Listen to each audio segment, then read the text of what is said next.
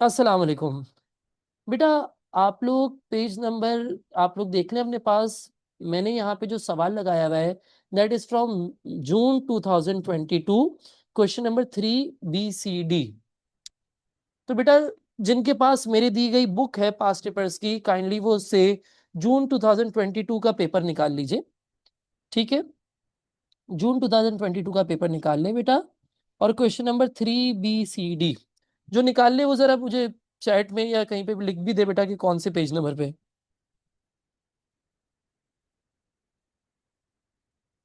Question number 3 BCD कर रहे हैं बेटा हम लोग। जो निकाल ले जरा वो मुझे बता भी दे साथ साथ कि कौन से पेज नंबर पे। ठीक है, यहाँ पे जिसके पास बुक नहीं है वो यहीं से देख सकता है। इसकी सॉफ्ट कॉपी भी अगर आप लोग को चाहिए तो आप मुझे मैसेज कर सकते हैं, मैं आपको सेंड कर दूंगा। ठीक है, ये उन बच्चों के लिए जो मेरे स्टूडेंट्स नहीं है तो वो उनके लिए मैं सॉफ्ट कॉपी भेज दूंगा। अदरवाइज पेज नंबर 108 के ऊपर मेरी बुक के अंदर है पास्ट पेपर्स की, जिधर मैंने आपको दिया था। बहुत सिंपल से सवाल से स्टार्ट करें। What is the difference between renewable and non renewable?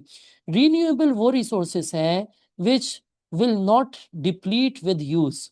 ठीक है, जो डिप्लीट नहीं होते, जो एग्जॉस्ट नहीं होते। और इसकी खास बात यह है कि they can be used over and over again. ठीक है, ओवर एंड ओवर अगेन इसको इस्तेमाल कर सकते हैं। मिसाल के तौर पे सनलाइट, यानी कि सोलर पावर, विंड पावर, इस तरीके से आपके पास थर्मल पावर है। ठीक है, तो these are the resources which can be used over and sorry, thermal power मैंने गलती से कह दिया, उस पर तो कोल बर्न होता है। मैं कहना चाह रहा था विंड पावर है, सोलर पावर है, HEP है, पानी से जो बिजली पैदा हो रही है। तो दीज आर रीन्यूएबल रिसोर्सेज। ठीक है, अब नॉन रीन्यूएबल रिसोर्सेज वो हैं विच विल डिप्लीट। ठीक है, ये डिप्लीट हो जाएंगी with the passage of time. ठीक है, ये वो रिसोर्सेज हैं बेटा जो एग्जॉस्ट हो जाएंगी, जैसे कि कोल है, ठीक है, ऑयल है, गैस है। एक बार यूज कर लिया दोबारा इस्तेमाल नहीं कर सकते, तभी ये हर बार और इस्तेमाल होगा और इस्तेमाल होगा और इवेंचुअली एग्जॉस्ट हो सकते हैं। अब वो क्या कह रहा है बेटा, यहाँ पर उसने एक लिस्ट दे दी है रिसोर्सेज की, जिसमें रिन्यूएबल भी है और नॉन रिन्यूएबल भी है। कह रहा है इसमें से क्लासिफाई कर दे कि कौन से रिन्यूएबल है कौन से नॉन रिन्यूएबल है। भाई जो भी रिन्यूएबल रिसोर्सेज है मैं उनको ग्रीन से टिक कर देता हूँ, बाकी नॉन रिन्यूएबल होंगे। विंड हमारे पास रिन्यूएबल है, सोलर पावर हमारे पास रिन्यूएबल है, हाइडल पावर हमारे पास रिन्यूएबल है।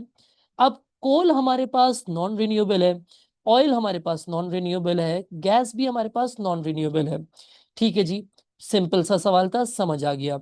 अब वो क्या कह रहा है बेटा, study figure 3.3 using the information in the key में इंफॉर्मेशन दी हुई है। कह रहा है इसको यूज करते हुए आप लोगों ने क्या करना है, आप लोगों ने इसको पूरा करना है। ठीक है जी, इसको पूरा करना है। अब वो कह क्या रहा है बेटा, यहाँ पे जरा देख लो। वो आपसे कह रहा है कि भाई न्यूक्लियर पावर और अदर रिन्यूएबल रिसोर्सेज जो हैं वो 9% है, हाइडल पावर 27% है, और फॉसिल फ्यूल जो है वो 64% यूज हो रहा है। ठीक है जी बेटा, अब आपको ये खुद से ड्रॉ करना है। देखो, इसमें जो न्यूक्लियर पावर का शेड है वो उसने 9% खुद बना दिया, ताकि आपको आइडिया हो जाए कि किस हिसाब से बनाना है। ठीक है, अब आपने हाइडल पावर का खुद से बनाना है और उस पे इस तरीके की लाइंस बना देनी है। ठीक है जी, तो हाइडल पावर किस तरीके से बनाए भाई, हम लोग को वो 27% पे बनाना है। अब देखो बेटा, अगर मैं जूम इन कर दूं, यहाँ पे जूम इन, यहां तक है बेटा 20, यहां तक है 20, ये 30 हो गया, बीच में 25 था, और 25 से थोड़ा सा आगे हमारे पास होगा 27। देखो ना ये बेटा, ये टोटल 10 डिग्रीज का फर्क था ना, तो यहाँ पर आधा हो गया, 25 हो गया। ठीक है जी, यहाँ पे 25 हो गया, इससे थोड़ा सा आगे आप लोगों ने यूं करके लाइन ड्रॉ कर देनी है। अब मैं जरा जरा से जाहिर सी बात है कि मैं स्क्रीन पे ड्रॉ कर रहा हूँ तो मेरा थोड़ा सा फर्क हो सकता है ऊपर नीचे, बट आप लोगों ने इसको प्रॉपरली ड्रॉ करना होगा। अब ड्रॉ करने के बाद क्या कर देना है, ऐसी ऐसी लाइंस बना देनी है बेटा, जिस तरीके से मैप के अंदर दी हुई है इस तरीके से आप लोगों ने लाइंस बना देनी है, ताकि एग्जामिनर समझ जाए कि हम लोगों ने इसको हाइडल पावर बनाने की कोशिश की है। अब बेटा वो क्या कह रहा है कि 64% जो है वो फॉसिल फ्यूल है। तो आप देखें बचा ही 64% है। कैसे? यहां से 3% हो गया, यानी कि 27 से लेके 30 तक कितना हुआ? 3% हो गया। ठीक है जी। और यहां से देखो, यहां पे जो छुपा हुआ है ये 1% छुपा हुआ है इधर। ठीक है जी। कितना छुपा हुआ है बेटा? ये 1% छुपा हुआ है यहाँ पे। ठीक है। 1 और 3 कितना हो गया? 4 हो गया। बाकी आप 30 से 90 तक लगा लें तो कितना हो गया बेटा? बाकी आप 30 से 90 तक लगाएंगे तो 60% हो जाएगा। ठीक है जी।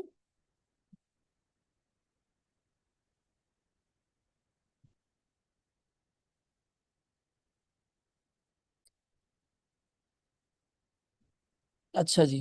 देखो बेटा, यहां से आपके हो गया 3%, यहां से हो गया 1%, दैट्स 4%। और 30 से लेके 90 तक कितना हुआ? 60 हुआ। तो ये बाकी पूरा हिस्सा बन रहा है 64%। आपने क्या कर देना है, इस पूरे हिस्से पे डॉट डॉट डॉट बना देने। अब मेरे पास इतना टाइम नहीं है कि मैं बहुत खूबसूरती से डॉट बनाऊं, तो बस मैंने अंदाजन बना दिया है, आप भी इस तरीके से बना देगा। ठीक है जी। चलो जी, आगे पढ़े बेटा। देखिए, एक्सप्लेन वाला सवाल आ गया है। एक्सप्लेन वाला सवाल आ गया बेटा। अब वो कह रहे हैं explain one advantage and one disadvantage of generating electricity using solar power. देखो, जिधर उसने वन को स्पेसिफाई कर दिया है ना, तो उधर वन ही लिखना है। दूसरा लिखने पे मार्क्स नहीं है, ठीक है ना? पहला लिखने पे ही मार्क है। और you should develop your answer लिख दिया है, तो बेटा आपको क्या करना पड़ेगा यहाँ पे? आपको आर आर करने पड़ेंगे फुल मार्क्स के लिए। यानी कि आपको या तो रीजन बताना पड़ेगा या रिजल्ट बताना पड़ेगा। इस तरीके से आप फुल मार्क्स हासिल कर रहे होंगे। ठीक है जी। तो बेटा कह रहा है कि सोलर पावर को यूज करते हुए इलेक्ट्रिसिटी जनरेट करने के क्या फायदे हैं बेटा? पहला फायदा तो देखो ये है कि ये रीन्यूएबल रिसोर्स है। ठीक है जी।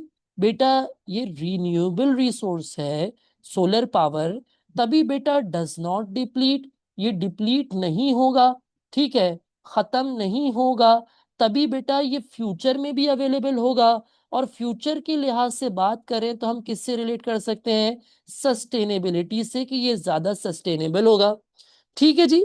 तो यहां पर हमारे पास ये एक एडवांटेज हो गया।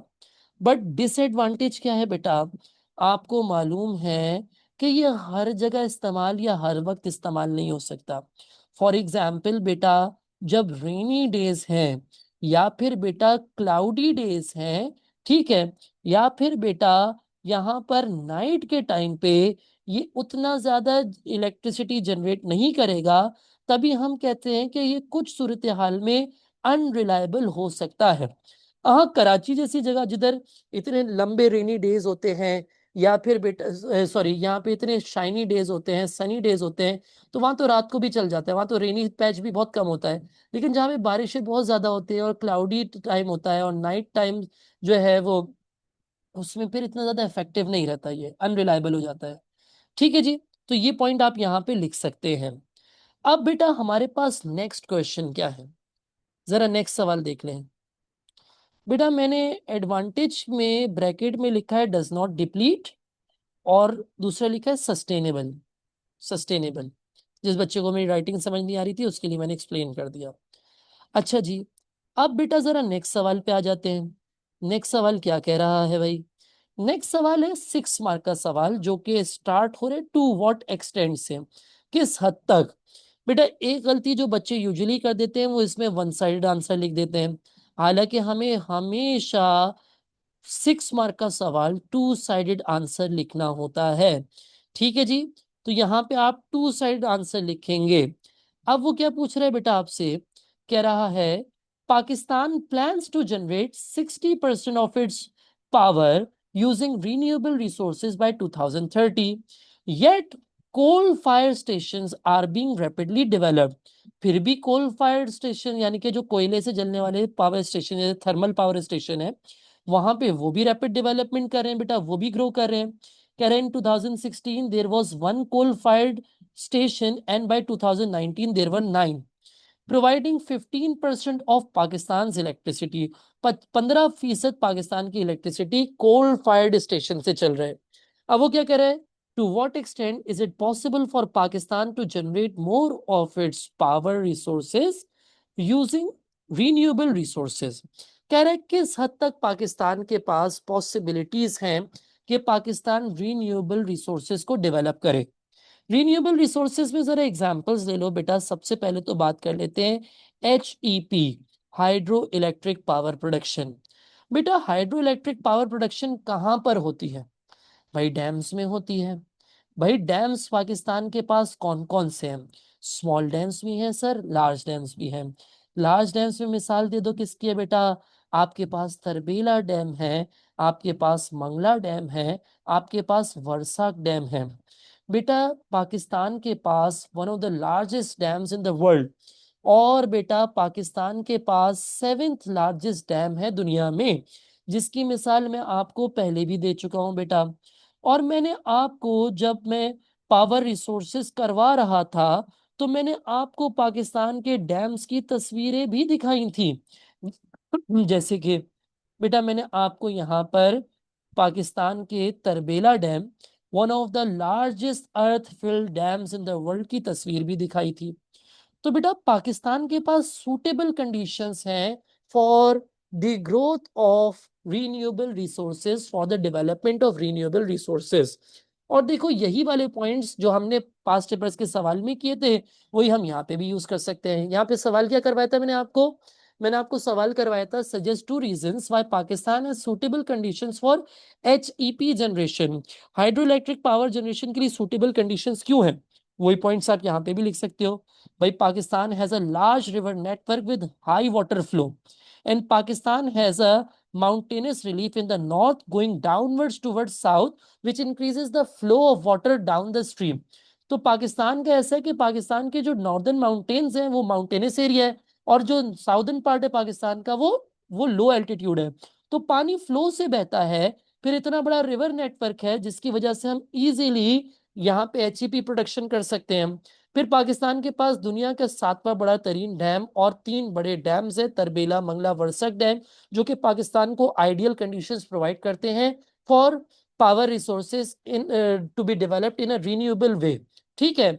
उसके अलावा बेटा मैंने आपको बताया कि सोलर पावर की भी पाकिस्तान के पास बहुत सलाहियत है, जिसकी मिसाल मैंने आपको दी थी कायदे आजम सोलर पावर पार्क।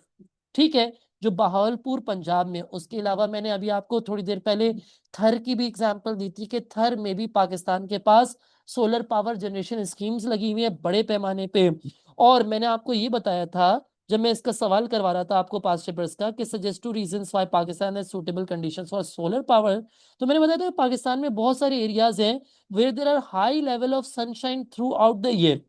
ठीक है, जैसे कि थर डेजर्ट या बहावलपुर जो है, इधर there are including these areas there are many areas जिधर 300 से जायद सनी डेज होते हैं। तो ये बहुत लार्ज नंबर ऑफ डेज हैं बेटा साल में, जिससे सोलर पावर को जनरेट करना आसान हो गया है पाकिस्तान के लिए। उसके अलावा बेटा मैंने आपको ये बताया कि पाकिस्तान के पास सूटेबल कंडीशंस है for developing wind power as well. और पाकिस्तान के पास लार्ज एरियाज पे, जैसे कि मैंने आपको झिमपीर की मिसाल दी जो सदर्न सिंध पे है, यहाँ पर बेटा विंड पावर स्कीम्स भी लगी हुई हैं। ठीक है, तो ये सारी मिसालें आप दे सकते हो जब आप पॉसिबिलिटीज की बात करोगे। किसकी बात करोगे? पॉसिबिलिटीज की बात करोगे, जिसमें आप तरबेला डैम, मंगला डैम, वर्षक डैम की एग्जांपल दे सकते हो HEP जनरेशन के लिए। सोलर पावर के अंदर बेटा आप बहावलपुर डिस्ट्रिक्ट में मिसाल दे सकते हो कि भाई यहाँ पर पाकिस्तान के पास मतलब कि एक सेकंड, बहावलपुर के अंदर बेटा ओवर 300 सनी डेज हो रहे हैं, जिसकी वजह से बेटा यहाँ पे लार्ज स्केल पे सोलर पावर जनरेशन हो रही है। ठीक है ना, सोलर पावर प्लांट्स लगे हुए हैं। उसके अलावा बेटा आप मिसाल दे सकते हो पाकिस्तान के झिमपीर पे क्या डेवलप हुआ हुआ है बेटा, बहुत सारी बड़े लेवल पे विंड टर्बाइंस लगी हुई हैं। तो रिन्यूएबल रिसोर्सेज को डेवलप करना पॉसिबल है पाकिस्तान के लिए, इजी भी है।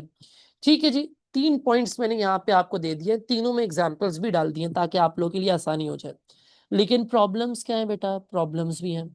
फॉर एग्जांपल HEP प्रोडक्शन के लिए हम लोगों को डैम्स चाहिए होते हैं। ठीक है, और डैम्स की कंस्ट्रक्शन में बहुत मसले हैं।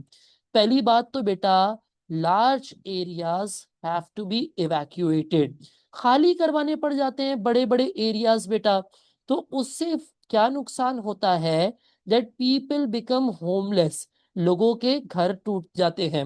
मिसाल के तौर पे बेटा, मैंने आपको बताया था कि एक डैम बनाने के लिए 4,000 लोगों के घर तोड़े जा सकते हैं। इसमें मैंने आपको मंगला डैम की एग्जाम्पल दी थी, ठीक है ना। तो बेटा ये एग्जाम्पल आप यहाँ पे कोट कर सकते हो।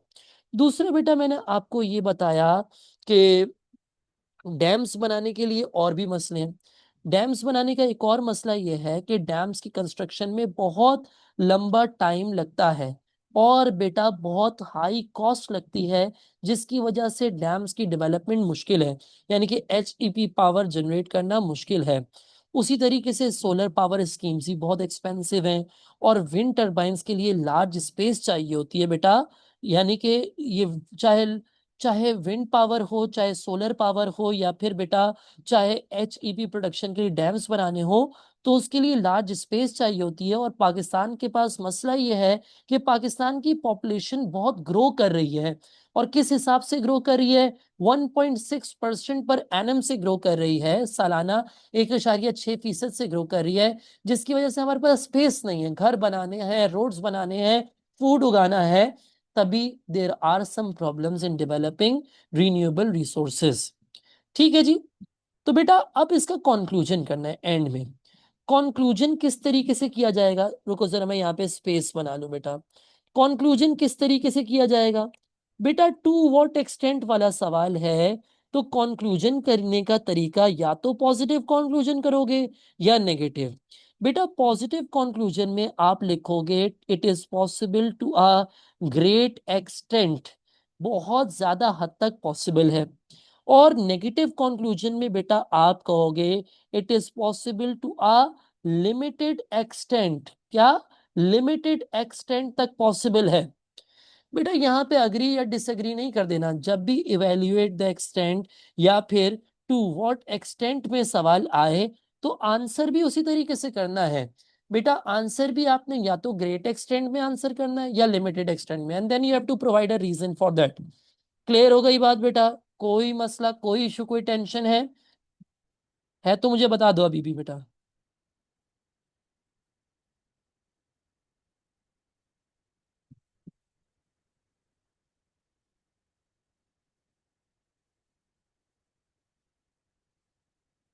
बेटा अब जरा निकाल लो अपने पास नवंबर 2023 का पास्ट पेपर, नवंबर 2023 का पास्ट पेपर।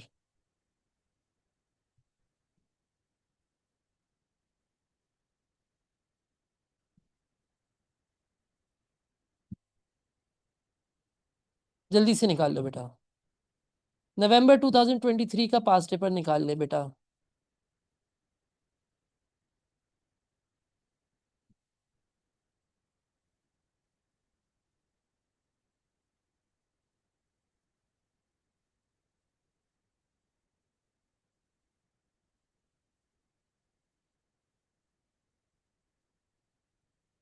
मैं 1 मिनट का टाइम दे रहा हूँ, जल्दी से निकाल लें। बेटा अब यहां से वो पूछ रहा है आपसे, draw a label diagram to show how natural gas is extracted, natural gas को एक्सट्रैक्ट किस तरीके से किया जाता है। ठीक है जी। तो बेटा इसके लिए एक्सट्रैक्शन के लिए प्लांट लगाए जाते हैं। रुको जरा, मेरे पास एक और पास्ट पेपर्स की जो है बुक है, उसके अंदर में जो मेरी पुरानी बुक है गैस, उसके अंदर मुझे इसका सवाल भी मिल जाएगा जिस सर, ये जरा मेरे पास पुराने पास्ट पेपर्स हैं, इसमें हो सकता है कि मेरे पास एक डायग्राम बनी बनाई मिल जाए हमें।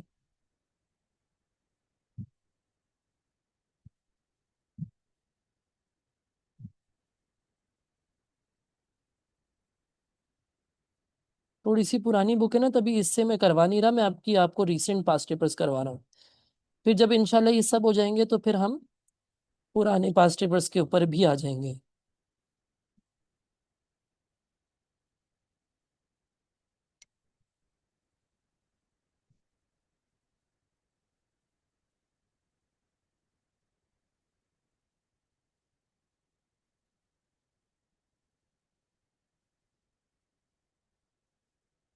देखिए बेटा, ये ऑयल ट्रैप है लेकिन यहीं पे गैस भी मिलती है। ठीक है जी।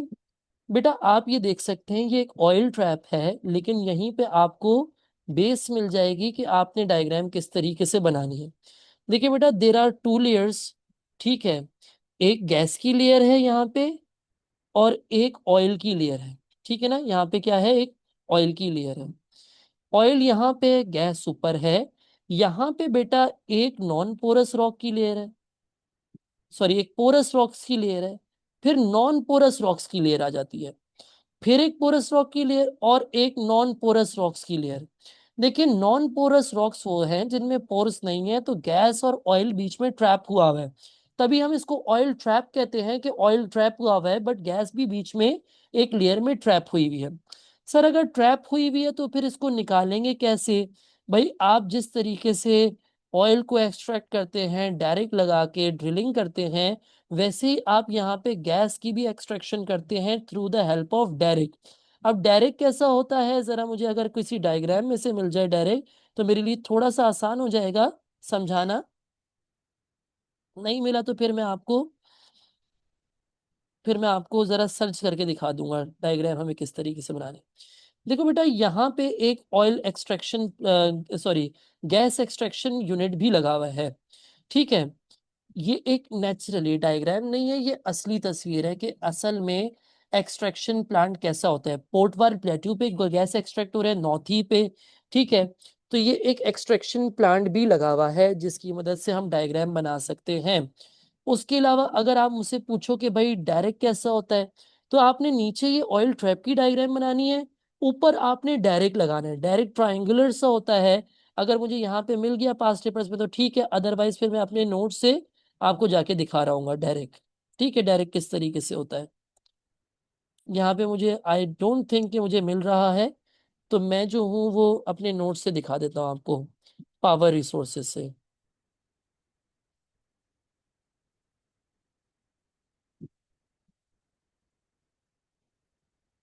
देखो ऑयल की एक्सट्रैक्शन में वैसे तो मैंने आपको पढ़ाया था, लेकिन गैस की एक्सट्रैक्शन में भी वही काम आ सकता है। ये रहा। ठीक है, तो बेटा आपने क्या करना है, नीचे वो वाली डायग्राम बनानी है, porous rocks non porous rocks की लेयर वाली, और ऊपर डायरेक्ट दिखाना है। और इस तरीके से ऑयल एक्सट्रैक्ट किया जाता है। अब डेफिनेटली बेटा हम डायग्राम हाथ से बनाएंगे तो इतनी अच्छी तो नहीं बनेगी, लेकिन सर जेब कोशिश करके देख लेते हैं बेटा। ठीक है, जरा मैं कोशिश करके देख लेता हूँ, गंदी सी डायग्राम बनेगी, लेकिन बहरहाल आप लोगों की खातिर मैं ये भी कर लूंगा। ठीक है, जरा बना के देखते हैं बेटा किस तरीके से हम लोगों को बनानी है। देखिए बेटा, सबसे पहले तो हम लोग बैग बेस बनाते हैं। ठीक है जी। हमें पता है कि बेटा यहाँ पर एक लैंड है मिसाल के तौर पे, ऊपर आ गए हमारे पास नॉन पोरस रॉक्स की, सॉरी पोरस रॉक्स की लेयर आ गई। ठीक है जी, पोरस रॉक्स की लेयर आ गई। उसके बाद हमने क्या किया, एक नॉन पोरस रॉक्स की लेयर बनाई। ठीक है जी, उसके बाद हम लोगों ने क्या किया, एक नॉन पोरस रॉक्स की लेयर बनाई। ठीक है जी, ये लेबलिंग में लिख देंगे कि कौन सी पोरस है और कौन सी नॉन। इधर हम लोगों ने बीच में क्या किया, गैस लिखा। ठीक है जी, उसके नीचे ऑयल होता है। ठीक है, और फिर बेटा हमारे पास एक और लेयर आ गई किसकी, जरा मैं इसको ऊपर ले जाऊं। इस मामले में मैं बड़ा बुरा हूं, मैंने 2 मिनट लगा के सोचा था कि कोई डायग्राम बनी बनाई ढूंढ लूंगा, लेकिन अनफॉर्चुनेटली मुझे खुद बनाने पड़ रही है, तो मैं बना रहा हूँ। अब जैसी भी बन रही है आपको कबूल करनी पड़ेगी। ठीक है जी, फिर बेटा यहाँ पे एक नॉन पोरस रॉक्स की लेयर आ गई, जिससे गैस पास नहीं हो सकती, ऑयल पास नहीं हो सकता, और नीचे पोरस रॉक्स की लेयर आ गई। अब बेटा आपने ऊपर क्या लगाया, आपने ऊपर एक डायरेक्ट लगाया, और डायरेक्ट कुछ इस तरीके से ट्रायंगुलर सा होता है जो कि ड्रिलिंग करता है ताकि ऑयल या गैस की लेयर तक हम लोग पहुंच सके। तो बेटा इससे वाहियात या इससे बुरी डायग्राम में नहीं बना सकता था, मैंने आप लोगों की खातिर इसको बना लिया है। ये मैंने आपके ऊपर और अपने ऊपर और इस पेपर के ऊपर जुल्म किया है। तो बहरहाल जल्दी से इससे आगे बढ़ जाते हैं, इससे पहले मुझे मजीद शर्मिंदगी हो। अब वो क्या कह रहे हैं बेटा, state one way in which natural gas is transported in Pakistan. भाई नेचुरल गैस को ट्रांसपोर्ट किस तरीके से किया जाता है, जरा जल्दी से बता दें। भाई बहुत सारे तरीकों से होता है, देखें भाई आप पाइपलाइंस के जरिए भी गैस को जो है ट्रांसपोर्ट करते हैं, आप सिलेंडर्स के जरिए भी इसको ट्रांसपोर्ट करते हैं। दो तरीके मैंने लिख दिए, आप इनमें से कोई एक लिख सकते थे। ठीक है जी। बेटा अब वो क्या कह रहा है, यहाँ पे और मुश्किल सवाल दे रहा है आपको। ठीक है जी। क्या मुश्किल सवाल दे रहा है सर यहाँ पे? कह रहे 2020 में पाकिस्तान हैड अप्रोक्सीमेटली कितने यूनिट्स हैं बेटा ये? यूनिट 10,000, 10,000 लाख, 10 लाख, 19, और ये 5 जीरो कितने हैं भाई? ये गिन के बताओ यार, मेरी तो इतनी आंखें भी नहीं काम करती। नबील कह रहा है 19 मिलियन है भाई, ये सही कह रहा है। ठीक है जी। मेरी तो इतनी आंखें भी नहीं काम करती बेटा, जीरो इतने मुझसे तो गिने भी नहीं जा रहे। और ये 16 मिलियन गैस रिजर्व्स थे। ठीक है जी। कह रहा है कि 1 MMCF, ठीक है जी, is equals to million cubic feet. ठीक है, मिलियन क्यूबिक फीट के लिए ये इसने MMCF का लफ्ज इस्तेमाल किया हुआ है। ठीक है जी। MMCF क्या है? क्यूबिक, मिलियन क्यूबिक फीट के लिए इसने लफ्ज इस्तेमाल किया हुआ है। कह रहे calculate for how many years of gas reserves had Pakistan had at the rate of consumption in 2020। मुश्किल सवाल है बेटा। और यकीन करो कि इसके बारे में हमने एग्जामिनर से भी पूछा था कि यार ये कितना मुश्किल सवाल आपने बच्चों को क्यों दे दिया, जो हमें भी समझने में मुश्किल हो रही है। कैम्ब्रिज की वर्कशॉप ट्रेनिंग में गए थे ना, हमने इस पेपर का जिक्र किया था एग्जामिनर से। हाँ भाई, क्या आंसर निकाला है इसका? बच्चे कह रहे हैं इसका आंसर है 11.875। कुछ ऐसे ही बेटा, 11.875। बहुत ही इजी है बेटा। देखिए, ये 19,000,000 को आप डिवाइड कर देंगे 1600। ठीक है जी, सॉरी, 1900। ठीक है जी। और फिर आगे एक और जीरो, 000 को डिवाइड कर देंगे आप 16,000,000 से, तो आपके पास आंसर आएगा 11.875। ठीक है, तो ये आपका आंसर होगा। ठीक है जी। आपका आंसर क्या होगा? इस तरीके से आपने इसका आंसर निकालना है। ठीक है, और पूरी कैलकुलेशन के साथ शो करना है। अब बेटा नेक्स्ट हमारे पास सवाल क्या है? Complete the boxes in figure 4.1, naming each type of renewable resource. Renewable resource है, इनका नाम लिखना है। तो भाई कौन कौन सी है? ये तो सिंपल सी है। ये पंखा घूम रहा है, क्या है?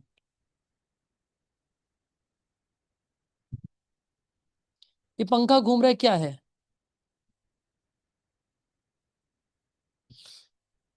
फातिमा पूछ रही है इतना मुश्किल सवाल आपने पेपर में तो नहीं दिया? बेटा इससे ज्यादा मुश्किल दिए हैं। ये तो भाई विंड पावर है। ठीक है जी। और ये पानी के अंदर एक टरबाइन घूम रही है। ये क्या है बेटा? थर्ड वाली क्या है? पानी के अंदर टरबाइन घूम रही है। टाइडल पावर है। ठीक है जी, टाइडल पावर है। ये क्या है बेटा? ये कौन बताएगा? टॉफी खिलाऊंगा। अच्छा, अब्दुल रहमान की होगी टॉफी। जियोथर्मल। ठीक है, जियोथर्मल क्या है? जो जमीन की हीट को इस्तेमाल करके इलेक्ट्रिसिटी प्रोड्यूस की जाती है, यानी एनर्जी प्रोड्यूस की जाती है। अब यहाँ पे बेटा एक सोलर पावर प्लांट दे दिया गया इंसर्ट में। कह रहे हैं ऐसी डायग्राम है जो कि एक सोलर फार्म को शो कर रही है पाकिस्तान के अंदर। ठीक है जी। अब उसने फिर वही कह दी बात यहाँ पे, study figure 4.2 only, describe the features of solar farm. यानी कि आपको जो तस्वीर में नजर आ रहा है, आपने सिर्फ तस्वीर को देखते हुए डिस्क्राइब करना है सोलर फार्म को। क्या नजर आ रहा है बेटा यहाँ पे आपको?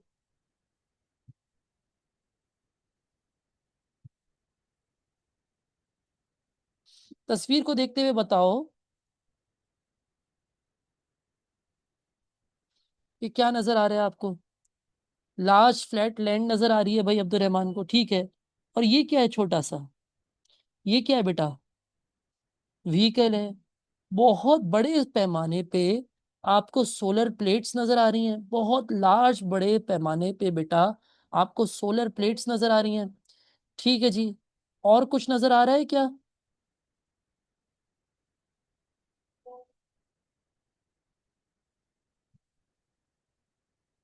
इस तरीके से बेटा आप इसका आंसर कर देंगे, ठीक है बिल्कुल। अब बेटा वो क्या कह रहा है, explain how electricity can be generated from solar power, you should develop your answer. तो देखिए बेटा मैं आपको यहाँ से अपने नोट्स दिखा देता हूँ।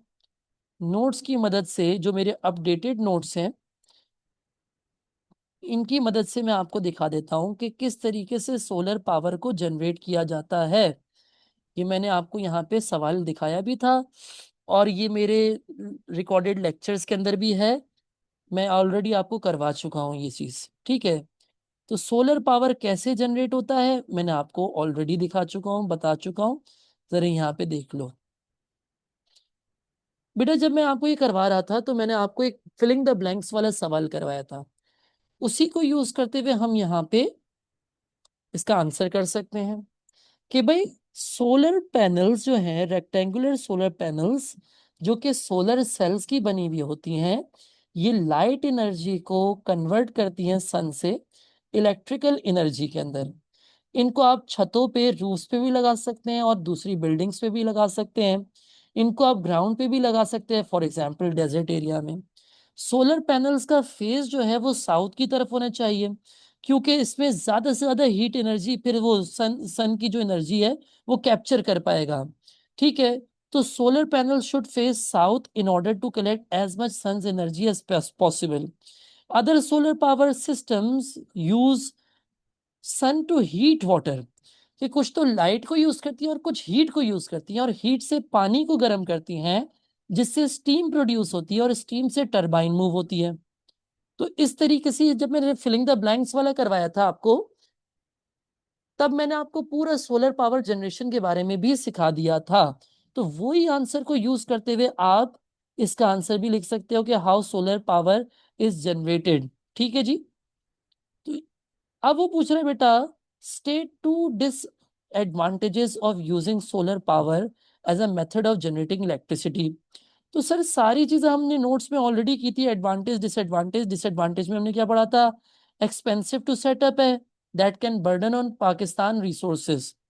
दूसरी बात, स्किल्ड लेबर रिक्वायर होते हैं इसको सही करने के लिए, मेंटेनेंस के लिए, जिसकी शॉर्टेज है, और हाई वेज डिमांड करते हैं, खासतौर पे जो रूरल एरियाज है वहां तो खास तौर पे शॉर्ट है।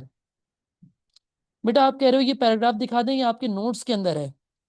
ठीक है, ये आपके नोट्स के अंदर है, ये मैंने आपसे नोट्स शेयर किए हुए हैं, तो आप अपने नोट्स में भी देख सकते हैं इसको।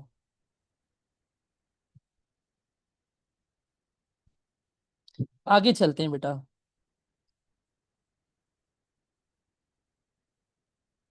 कह रहे भाई, Pakistan should import more fossil fuels to secure its future power resources. What are fossil fuels? Give me examples of fossil fuel. Give me some examples of fossil fuels.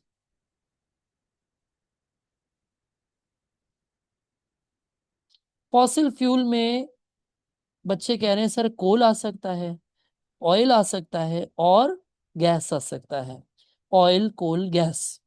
ठीक है जी। और रिन्यूएबल रिसोर्सेज के अंदर HEP आ सकता है, solar power आ सकता है, यहाँ पे हाइडल पावर तो HEP हो गया बेसिकली। उसके अलावा बेटा आपके पास विंड टर्बाइन्स आ सकते हैं, विंड पावर आ सकता है, आपके पास जियोथर्मल आ सकता है। ये सब रिन्यूएबल है, ठीक है ना। अब आप मुझे बताएं कि बेटा ऑयल, कोल, गैस को फेवर करेंगे या रिन्यूएबल रिसोर्सेज को? बेटा मेरे ख्याल से तो चॉइस स्ट्रेट फॉरवर्ड वन है कि हमारे पास रीन्यूएबल रिसोर्सेज को बेहतर है डेवलप करना, और आसान भी है। आप बोल सकते हैं भाई HEP, सोलर पावर या विंड पावर की क्या पोटेंशियल है पाकिस्तान के पास। I have already told you कि HEP के लिए पाकिस्तान के पास दुनिया के बड़े तरीन डैम्स हैं, तरबेला, मंगला, वर्षा डैम। सोलर पावर के लिए पाकिस्तान के बहावलपुर डिस्ट्रिक्ट जैसे एरियाज हैं जहाँ पे बड़े पैमाने पे सोलर पावर प्रोजेक्ट्स लगे हुए हैं। विंड टरबाइन की बात करें तो झिम्पीर पे इतना बड़ा टरबाइन लगा हुआ है, विंड टरबाइन्स लगे हुए हैं। तो बेटा इनको डेवलप करने से फायदा क्या है? पहली बात देखो बेटा, रीन्यूएबल रिसोर्सेज सस्टेनेबल होती हैं, दोनों एस्पेक्ट सस्टेनेबल के कवर होते हैं। रिन्यूएबल रिसोर्सेज ऑफ एनर्जी क्या होती हैं? मेरे ख्याल से ये सस्टेनेबल होती हैं। सस्टेनेबल की मैंने आपको दो डेफिनेशंस बताई। एक डेफिनेशन ये है कि भाई सस्टेनेबल जो है, सस्टेनेबिलिटी ये है कि एक तो फ्यूचर जनरेशंस भी इससे बेनिफिट कर पाए।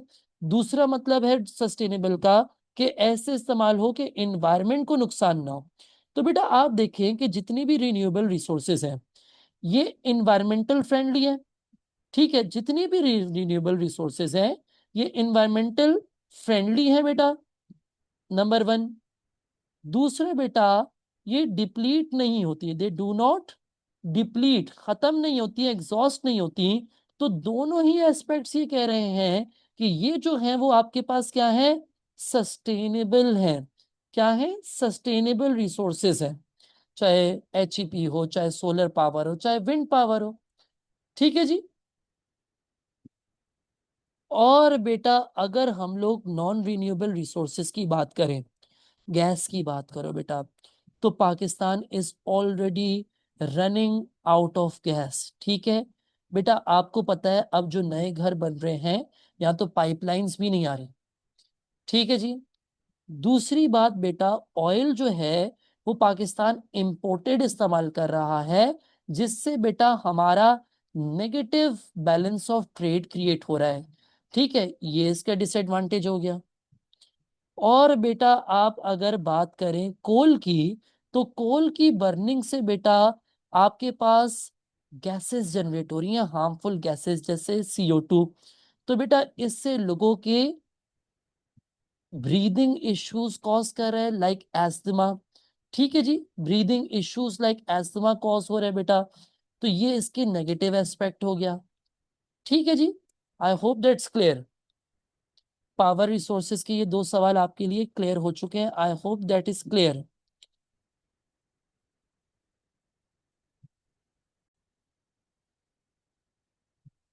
चलो जी, अब हम करें जून 2023 का क्वेश्चन नंबर 2 का सी और डी पार्ट। ठीक है जी। हाइडल पावर की डेफिनेशन पे टिक करना है बेटा, सही डेफिनेशन पे टिक करना है, हाइड्रो इलेक्ट्रिक पावर की सही डेफिनेशन पे run. Hydel power is generate electricity is generated using energy from, क्या चीज है भाई, बहुत सिंपल सा है, HEP, फास्ट फ्लोइंग वाटर से जनरेट होता है। ठीक है जी। सन रेज से तो सोलर पावर होता है, टाइड्स एंड वेव से टाइडल पावर होता है, और विंड से विंड टरबाइन विंड पावर होता है। देख लो आपने पेज नंबर कौन सा है बेटा इसका, मुझे मेरे पास वो बुक नहीं खुलेगी। ईयरली पास्ट पेपर्स में से आप देख लें अपना। ठीक है। अब बेटा हमारे पास दूसरा सवाल है, hydel power stations can be found in the mountainous areas of Pakistan. 208 page number है बेटा। Describe how electricity can be generated from hydel power. कह रहा HEP कैसे जनरेट होती है हाइडल पावर को यूज करते हुए। बेटा इसको तो मैंने आपको बाकायदा एक डायग्राम के साथ समझाया था, जरा उस डायग्राम पे आ जाते हैं बेटा, ताकि हम लोगों को क्लियर समझ आए कि हाइडल पावर जनरेट किस तरीके से होता है। ये डायग्राम की मदद से मैंने आपको समझाया था पहले भी। बेटा देखो, सबसे पहले हमारे पास पानी जमा होता है रेजरवायर में। ये जगह क्या है बेटा, रेजरवायर। यहां से वाटर इनटेक होता है डाउनवर्ड्स, डाउनवर्ड्स रास्ता बनाया हुआ होता है। ठीक है जी। किस तरफ रास्ता बनाया हुआ होता है बेटा, डाउनवर्ड्स रास्ता बनाया। अब यहां से जब डाउनवर्ड्स रास्ता होता है बेटा तो वाटर का फ्लो तेज होता है। ठीक है जी। इस फ्लो से टरबाइन घूमती है, यहाँ पे टरबाइन कनेक्टेड है जनरेटर से। टरबाइन जब घूमती है पानी के फ्लो से तेजी तेजी से, तो यहाँ पे जनरेटर चलता है बेटा, जनरेटर की मोटर चलती है, पानी डिस्चार्ज हो जाता है वहां से, पानी का कुछ भी करते रहो आप। अब जब जनरेटर के अंदर बेटा मोटर घूमती है तो इससे इलेक्ट्रिसिटी जनरेट होती है, लेकिन ये तो अनकंट्रोल्ड मैनर में हो रही है। तो बेटा इसके लिए ट्रांसफॉर्मर लगा हुआ होता है to control the voltage, voltage को कंट्रोल करने के लिए ट्रांसफॉर्मर लगा हुआ होता है। और बेटा ट्रांसफॉर्मर से जब वोल्टेज कंट्रोल हो जाता है तो फिर ट्रांसमिशन लाइंस तक पहुंचाया जाता है, और ट्रांसमिशन लाइन से फिर आगे ट्रांसपोर्ट कर दिया जाता है। This is how electricity is generated. इसकी एक्सप्लेनेशन भी देख लो बेटा। भाई ये HEP यूज करता है force of flowing water to spin the turbine. Turbine जब घूमती है तो इसके अंदर जो शाफ्ट्स हैं वो स्पिन करते हैं rapidly inside the magnetic field in a generator. Generator जो है उससे इलेक्ट्रिसिटी क्रिएट होती है। इलेक्ट्रिसिटी करंट को कंट्रोल करने के लिए, रेगुलेट करने के लिए ट्रांसफार्मर लगे हुए होते हैं। फिर इलेक्ट्रिसिटी को पावर लाइंस में भेज दिया जाता है ट्रांसमिशन लाइंस के through, wherever it is needed. This is how electricity is generated using HEP, hydro electric power. ठीक है जी। तो बेटा यहाँ पे क्या क्या चीजें स्टेप बाय स्टेप लिख देते हैं हम लोग। सबसे पहले बेटा पानी किधर था, देखो पानी था रेजरवायर में। ठीक है जी। रेजरवायर से पानी किधर आया बेटा, नैरो इनटेक्स में। इनटेक से जब पानी आया बेटा फ्लो से, तो बेटा इसके फ्लो से क्या घूमी, टरबाइन मूव हुई। टरबाइन जो है जब स्पिन हो गई बेटा, तो आपके पास आगे क्या हुआ, टरबाइन स्पिन होने की वजह से बेटा जनरेटर में इलेक्ट्रिसिटी जनरेट हुई। ठीक है जी। जनरेटर में क्या प्रोड्यूस हुआ, इलेक्ट्रिसिटी प्रोड्यूस हुई। ठीक है। अच्छा जी। इलेक्ट्रिसिटी जब प्रोड्यूस हुई बेटा तो वो तो अनकंट्रोल्ड मैनर में थी, तो उसको ट्रांसफॉर्मर ने कंट्रोल किया, रेगुलेट किया। ट्रांसफॉर्मर ने क्या किया बेटा, इसमें रेगुलेट करता है इलेक्ट्रिसिटी को। ठीक है जी। रेगुलेट किया और उसके बाद कहाँ भेज दिया, ट्रांसमिशन लाइंस में। ट्रांसमिशन लाइंस में जब इलेक्ट्रिसिटी पहुंच गई बेटा, तो इस तरीके से फिर जिधर भी जरूरत थी वहां तक पहुंचा दिया गया। तो ये पूरा 4 मार्क का आंसर बन गया हमारे पास, how electricity can be generated from hydel power. इसको साथ साथ लिखते रहते तो बेटा तो आप लोग के लिए भी आसानी हो जाती। अब लास्ट पॉइंट है, लास्ट सवाल है हमारे पास पावर रिसोर्सेज का। कह रहा है बेटा power resources play a vital role for the economic development in Pakistan. To what extent, फिर टू व्हाट एक्सटेंट वाला सवाल आ गया। टू व्हाट एक्सटेंट वाले सवाल में negative point, positive point, example, at least एक एग्जाम्पल चाहे नेगेटिव में हो चाहे पॉजिटिव में हो, और एंड में क्या करना है बेटा, इवेल्युएशन करना है, कंक्लूजन करना है। कह रहे to what extent hydel power can be relied upon for the future economic development. भाई पाकिस्तान के पास बड़ा बड़ा डैम और बड़ा बड़ा रिवर नेटवर्क है। बेटा पाकिस्तान के पास दुनिया का one of the largest river network है, जिसके ऊपर बेटा हमारे पास 3 मेजर डैम्स बने हुए हैं। ठीक है जी। 3 मेजर डैम्स बने हुए हैं, दुनिया का 7वां बड़ा तरीन डैम इंक्लूडिंग। और ये 3 मेजर डैम्स के एग्जाम्पल्स क्या है बेटा, हमारे पास है तरबेला, मंगला और वर्षा डैम। ठीक है जी। वर्षा डैम है, तो इसलिए हम इस पे रिलाई कर सकते हैं। एक पॉइंट हो गया बेटा हमारे पास, तरबेला है, मंगला है, वर्षा डैम है, जिसकी वजह से हम इस पे रिलाई कर सकते हैं। ठीक है जी। ये एक पॉइंट हो गया। उसके अलावा बेटा आपको मालूम है कि HEP सस्टेनेबल है, हाइडल पावर या hydro electric power sustainable resource है। यानी कि बेटा पानी खत्म तो नहीं हो जाता ना इससे। ठीक है। तभी बेटा हम इसके लिए फ्यूचर, देखो फ्यूचर से कनेक्शन बन रहा है, फ्यूचर इकोनॉमिक डेवलपमेंट के लिए रिलाई कर सकते हैं। ठीक है। तो बेटा हमारी फ्यूचर में जो इलेक्ट्रिसिटी की डिमांड है वो फुलफिल हो सकती है इससे, क्योंकि पानी खत्म नहीं होगा इससे। ठीक है जी। फुलफिल हो सकती है इससे फ्यूचर की डिमांड। अच्छा जी।